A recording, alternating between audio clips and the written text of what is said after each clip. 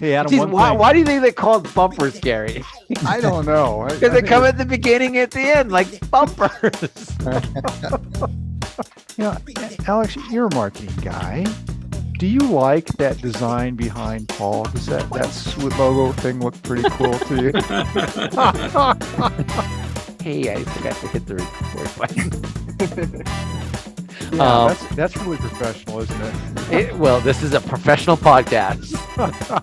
I met her in a parking lot and was handed 2 little Yorkies. And the only person I knew that knew Yorkies was Paul. So I called Paul and said, Paul. Sweet Talk is a weekly 20-minute podcast brought to you by the Continuing Education and Workforce Training Division of Idaho State University's College of Technology. Find us on Apple Podcast, Spotify, and SoundCloud and subscribe today. Now it's time to get started with Sweet Talk.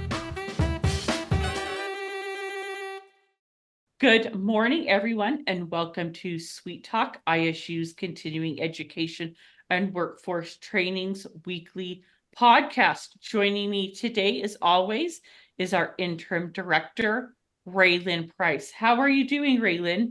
I am doing great. I'm enjoying soaking up some sunshine. It was a long winter and now we have beautiful sun and record heat this week. So we've got to find some ways to beat the heat. With us today, we have Julie Poole with Just Julie's Candles. And we are so excited to welcome her here. She is one of our sweet instructors for our beginning photography class. But today we are here to focus on her Just Julie's Candles. So welcome, Julie. Can you tell us just a little bit about yourself? Sure. I am native to Pocatello. I lived in Montana my childhood years and moved here, and this is where our family's been for years. And I married my high school sweetheart here, and we've been married for 38 years this month. And we have 2 kids, and I have almost 7 grandkids. One is on the way, and so we just total family. We love our kids and grandkids, and that's our life. So it's a lot of fun.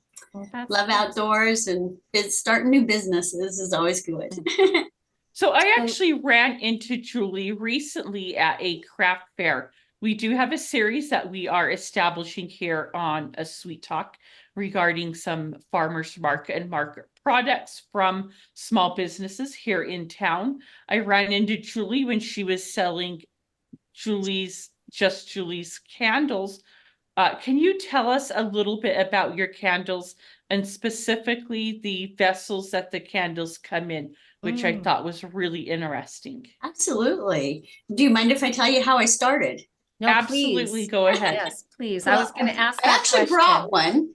I started with these cur jars, these little jars, Oh, and I started with a kit on Amazon. My husband bought me for Christmas, and it was kind of like a hobby thing, but I one time did an art walk and wondered how I could keep people to kind of see my product, my pictures and stuff. So I thought, well, there's something to my madness, I guess, to make candles while people are smelling, they can look at my pictures. And so I started making those, and then COVID hit, and I started off with a little kit from, like I say, from Amazon, and COVID hit, and I couldn't get the cur jars anymore like I wanted to keep my prices down for my customers.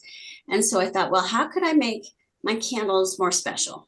And so first of all, I started once again with a box, and then I researched and found that you have to be particular with the scents of candles, the wax of candles and stuff. And there's a lot of people with allergies.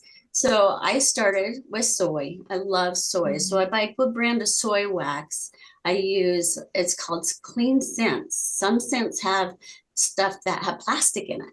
So you have to be careful what scents you use for your candles. And so I did a lot of research and stuff. And anyway, after COVID, prices went up a little bit with my candle vessels. So I learned how to make these concrete vessels. I don't know if you can see them. So they're made out of concrete and cement. And so I have different shapes. Is it okay if I show? Absolutely. And So go you- ahead and you can describe them as well for people who might just be listening. So is what I do is I take my cement and I pour it in a mold. And then I let it has to sit. If you ever know science, you take cement and you mix it with water. And after about an hour, you get that chemical reaction. It heats up really hot. And then it cools down. And after it's cool and dry, you take it out of a mold. Then you get this. And then you let it dry for about 5 days. And then I seal the insides of my candles with an earth safe scent so that it is, I try to be as earth safe as you can, eco-friendly as you can. Mhm. And so I have different sizes. The molds come in different sizes. There's a square one. And I just started doing ones with lids. And so they look like your little ink bottles. And so they're candles. And I make them all with cotton wick. So, but you pour, after you make your cement vessel, you take your candle, and I use nothing but soy. And soy's kind of funny because when you burn a candle, sometimes soy will crumble after it dries. It'll look crunchy on top, like a crumble, but that tells you it's a soy wax candle. It doesn't mean the candle's defected or that it's something's wrong with it. It'll still burn the same and have the beautiful scent. And so anyway, I'm particular with my scents to make sure they're clean burning for those. It's as clean as you can for a candle. Oh, And that's so, but the concrete, I mix mud in my basement. And so I mix it and stir it. So when I'm asked what I do during the day, I mix mud. So it's just kind of fun. And so you hear a lot of people, you know, about the glass when you buy a candle that they explode. Mm. And so you have to be really careful with them. So I've done a lot of research and study. And like I say, with the concrete and cement, you have to do a lot of studying on it because you have to have a ratio of cement and water. And so it's just kind of something different that I've never seen. Back east is quite popular. Someone asked me, well, if you go do a podcast, you're sharing how you make your vessels, these cement vessels. Let's see. This is the most common one. This is a round one. And on the bottom, I put little stoppers because cement is really hard on your furniture. So I put little stoppers on them so that it won't scratch the surfaces. And then by law, you have to have your warning labels. Mm. A lot of people don't realize that you have to have your candles on a hard surface and you have to have it away from flammable stuff. Mm. And so this is just my protection and your protection to know where to put your candle and stuff. And so I try to follow all the label, and then I make my own labels, and it tells you the scent, the weight, the content, and what's in it. And so this one is grapefruit melon. And so I have different varieties of scents. I have been told my scents are true to the name, but I don't know if you can see this, but I have swirls in my Gorgeous. vessels. I love it. Yeah, I just can't believe that that's cement. I know, and I It's don't know if you can gorgeous. hear it. I don't know if you can.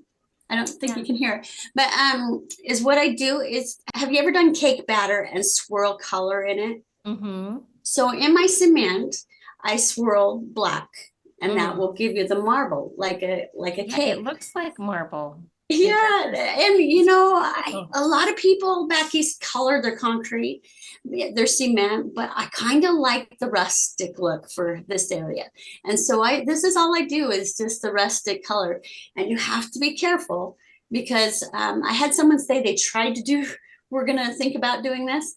You have to prepare to do these because if you have an activity or a show going on, a fair going on, I have to plan ahead because it takes 5 days for the jars and it takes 2 weeks for the candle to cure. And Wow. so it's a long process. So it's about a 3-week process to get a candle perfect. And so with labels and everything. And so it takes a while. So you have to be ahead of your game. And she says, when she checked into it, she goes, it was really cool, but a lot of people don't have time. And Right. so unless you have time to do this. And so now that I'm ahead of the game, I'm able to do these shows and keep up on them. And so That's great. So do you have to polish that I do concrete not- at all? I don't. When they come out of the molds, I just pour into a mold and it's shaped this way. It has like a tunnel in it. And then when I pull it out, it comes out like this. Wow. And so the big ones, I seal the outside because these big candles are 3 wicks. So I don't know if you can see, maybe Mhm. not. There's 3 wicks in there. Mhm. And so they burn a long time. So cement, if you know anything about cement, it absorbs moisture. And Mm. so on the big ones, being that they're on the cupboard a long time, Mhm. I seal the outside as well of these. Okay. But on the other ones, I don't. And so they're more the rough cement. They're smooth, but they're Mhm. not have a They're finish not on. polished. Yes. But Okay. one thing about using soy is you can wipe it out. You can Mm. wipe the vessel out, and you can use it for like my daughter filled hers with rocks and then use it as a pen holder. Oh, Or you cool. can use them as succulents. Oh, I won't wow. refill them because I don't know what the clients do with their vessels. So if they brought it to me and it might have had a hairline crack in it, I don't want responsibility of that. So I won't refill them. But I try to keep the prices down as low as I can so that Mm. they can come back and buy another one. Or, Oh. I have such a variety of scents. And so, That's so fun. So how many scents do you have? oh my goodness. I wish I had a whole table to show you. I have a variety and I try to fit everybody's. I have some people that do not like floral, but I have some that love floral. So I'll do floral, melons. I do mountain scents. I do ocean scents. I do pine cone scents. Just kind of, I try to hit all areas because men like candles too. A lot of times we think men don't like candles. And I had a gentleman come and it was called Forest Chai. And so it's got the forest smell with cinnamon in it. And it Oh, really, he really liked that you one. love So that one, huh? yeah, yeah. And some don't like floral. And so I have melons. And so like in the fall, I'll do like more of the, apples and the pumpkin smells and then the tree smells. Fraser fir is one of the big sellers. So I'll always have some of those on hand. Oh, And so this last show, I have extra candles, but I try to keep some on hand that if people need a gift, they can call me and come check out what I have. that's cool. So do you have, besides the Fraser fir, is there another one that is like your most popular?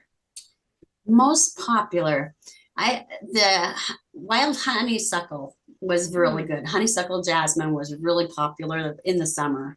In the wintertime, my Christmas hearth was a popular one.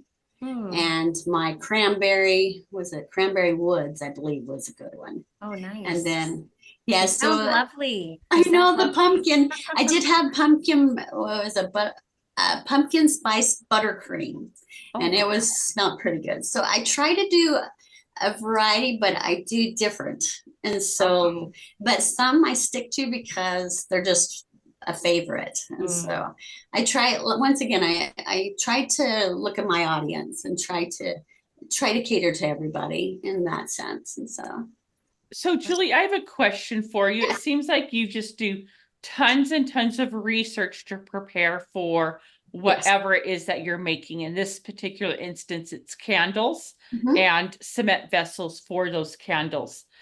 You've also been in the photography business as well for some time, doing some photography and teaching classes for us. For someone who is looking into getting a kind of cottage industry going for a craft or vegetables or anything they would like to sell at fairs or farmers markets, what advice would you give them? what advice would the best advice I could do is, I didn't know this since I started working, doing the beginning photography class, but ISU has some great classes I wish I would have known about before.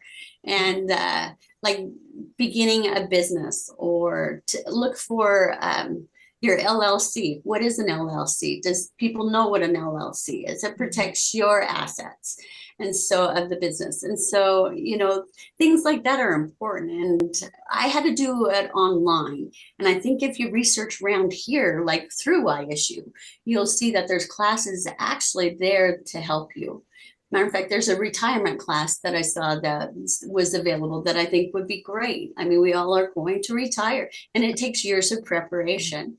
So I think that there's more to just, I love entrepreneurs. I just love entrepreneurs. And so, because I have a photography business and now the candle business. And I was very fortunate. I have a son-in-law who graduated with an accounting and a finance degree. So Mm. he was able to direct me in the decisions of LLC, my taxes. You have to pay your taxes. You have to know how to keep bookkeeping. Excel is great because you want to keep track of your inventory.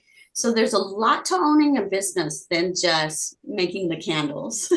A lot of people don't see the behind the scenes, but there is quite a bit of stuff. And the research of your product, you have to know what you're selling. And I don't want to give, this sounds crazy. I really didn't think my candles would do that this good because they're just candles, but all of us like to smell wonderful things and see that. And so I really researched because I had a lady come to me and says, I love candles, but I have such allergies.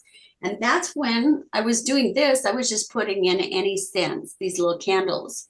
But when she come across and told me that she wished she could have a more environmental friendly candle, that's when I started doing the research. And so look for your audience and what they want, and then you study and research. And I really feel like these candles are the best that I could ever put together as far as a candle goes. And so, but you have to study for entrepreneurs. Anything I get so excited when I hear people starting their own business because there's so many big markets out there, but we need these little businesses as well. Absolutely. I love that. And I love that you have found your niche and, with the more natural candle and more environmentally friendly, because I know that that's kind of a big thing right now, with hormone disruptors or unsafe for pets, with just burning just any candle, you kind of have to be careful. And who knew, right? I mean, we've done plug-ins and warmers and candles now for quite a few years and not really maybe thinking about what it was doing, to our bodies and to our pets. And so I love that you've gone with the soy and the scents. I would love to come and smell your candles. Well, I like smells. I'm a smelly candle girl. actually, Raylan, that's a really good segue because we only have a few minutes left. Julie, I know that you've got some upcoming shows coming up. Could you tell us, and it might be a good plug for upcoming shows as well. Can you let anyone listening know what upcoming fairs or shows you will be at and that they could go to for your product or other products? We can go smell her candles and choose one to burn. Absolutely. Or you can get a hold of me. I love to meet people. That's why I got into this too, is this candle took off and I just have enjoyed I feel like I met new friends. And when you mention scents, people don't realize that different scents carry the stuff that they make plastic out of. And that's what a lot of the other scents have that plastic stuff in them. So you don't want to burn those. But my upcoming dates, I'm so glad you guys had me here. It has just been great. My upcoming dates are October 19th at the Goodbye Hello Fair up at the MEC Center, the Mountain View Center up off of Olympus Drive. That is October 19th. And it goes from 10 to 5. And then in Rigby, I do the high school there, Rigby High School. And they have a huge fair. It's over 200 vendors up there. And they're just wonderful up there. And so I have a big booth there. It's worth going to see. It's November 2nd, I believe. And then it's the first Saturday in November. And then in December at the Goodbye Hello, I will be, I'm not sure the date on that. I believe it's the first Saturday in December, and we'll be at the event center again. And so I do tell my client or the people who come see me, I kind of tell them where I'm at so that they come find me. So I love to meet new people. So do you also do the local farmers market or not so much? Yeah, I've been told that I need to, but I haven't ventured out there yet. So I need to. That's on my bucket list. Well, so nice. Well, we so appreciate having you on our podcast today and learning just a little bit more about Just Julie's Candles. Pretty cool. So yes, thank you so much, Julie. If you're interested in taking a photography class from Julie, of course, you can see those at cetrain.isu.edu. If you go to cetrain.isu.edu, you can also see some of the classes Julie spoke of this upcoming fall. We do have some Excel classes, as well as some classes regarding like some stock photography or video editing that people who own small businesses or cottage kind of businesses can take to learn how to make some of this content to promote their own products. If you do have a small business and you would like to be on our podcast, please reach out to us at you can find some of our information as well at cetrain.isu.edu to reach out to us with an email. You can also call us at 208-282-3372. I want to thank Raylyn for jumping in as the co-host, which she always does. She's really fantastic to have on here. She has a great questions that she always asks our guests. And as well, I'd like to thank Julie. We are doing this series for farmers markets and cottage industry. So we hope that you listen. You can find us on Spotify, as well as Apple Podcasts and YouTube. Thank you so much and be safe out there. Thank you. Thank you.